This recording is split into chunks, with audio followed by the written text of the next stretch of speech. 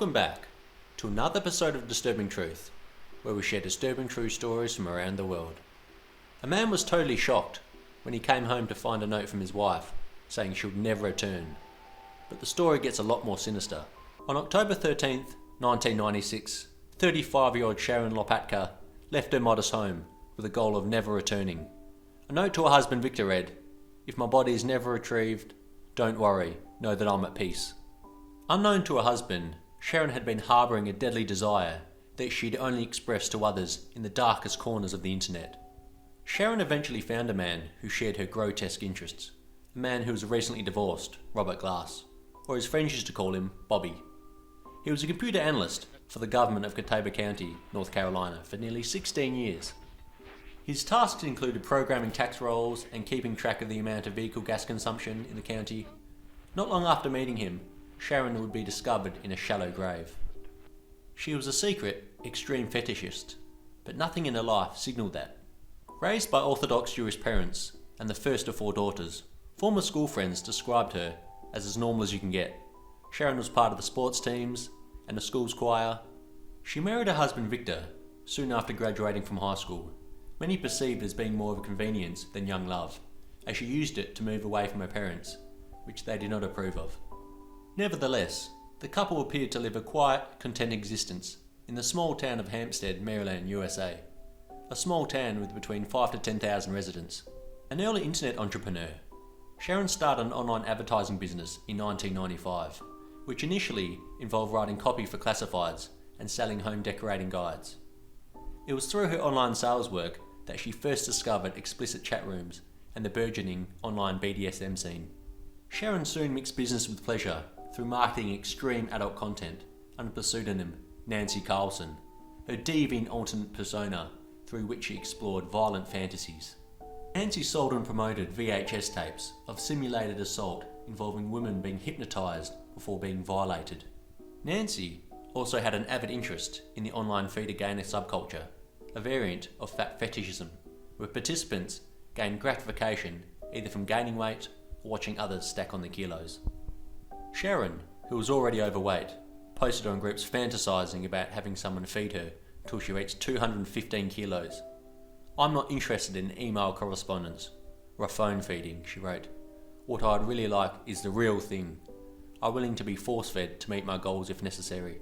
After becoming a regular on extreme fetish news groups, Sharon began posting requests for someone to torture and kill her. "I kind of have a fascination with torturing till death," she wrote. "Would love to have an email exchange with someone." It was a request even extreme fetishists found alarming. One user, Tanith Tyre, spoke to the Washington Post about trying to reach out to her and dissuade her from her violent desires. "I want to surrender completely. I want to die," she told her initially. And then after Tanith made repeated pleas for her to seek help, Shannon replied, "I want the real thing. I did not ask for you preaching to me." She eventually connected with Bobby, also a regular on extreme BDSM news groups. He was described by friends as an introverted but harmless, with one former work colleague calling him a mild-mannered guy who stuck to small chat. Bobby, like Sharon, had been living a double life under the pseudonym Slowhand, his online persona as an attractive, sadistic dominant seeking female submissives. Bobby's wife Sherry had recently left him due to his obsession with online fantasy. When she noticed her husband was spending much more time on the computer than with her, wary, she logged onto his email account and found several raw, violent and disturbing messages that had been sent on internet forums, although she didn't comprehend the full extent of his deviant fantasies.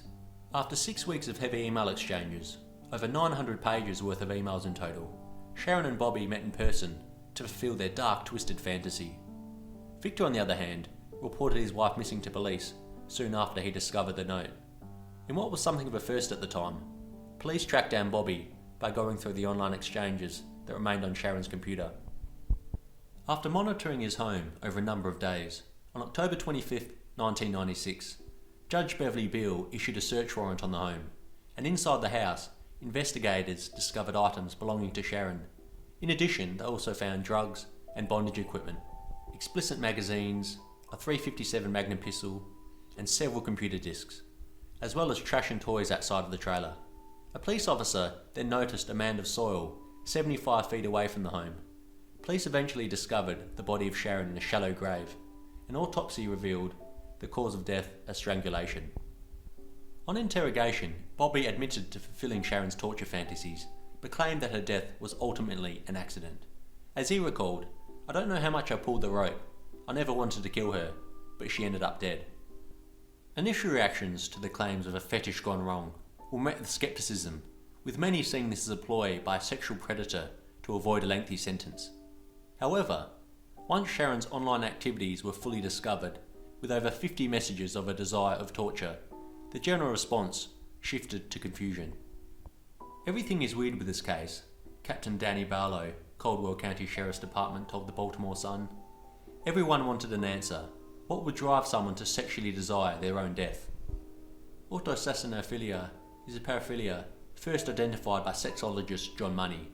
It describes someone who is sexually aroused by stage managing and carrying out the murder of an unsuspecting sexual partner. That Sharon fit the bill, autosassinophilia, was clear, but what led to her desires was less so. Many started to speculate about her unhappy marriage, her weight, and other factors which would lead her to self-harm. However, what little we know about Sharon's life doesn't fit the mould of a depressed person fueled by self-hatred.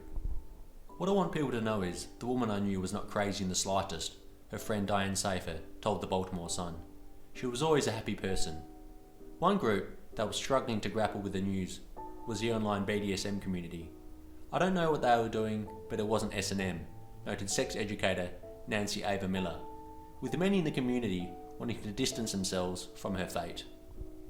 And yet there were still some defenders on the more extreme news groups. One user, Peroloco, called Bobby a compassionate man on an alternative sex group and lamented that he should have taken her somewhere safer to do her. While the moral debates surrounding the case were filled with grey areas, the legal matters were relatively straightforward. It is well-established law that somebody cannot consent to their own killing, except in very limited circumstances, such as euthanasia. Bobby pleaded guilty to voluntary manslaughter and sexual exploitation charges, and was sentenced to just over 6 years imprisonment. He would never leave prison, dying of a heart attack just after serving 2 years of his sentence. While it may seem that Sharon's story is an isolated case, it sits within a long line of cases of people risking their lives in pursuit of extreme desires. Thanks for watching. I hope you enjoyed it. If you haven't already, hit the like and subscribe button, and we'll see you in the next video.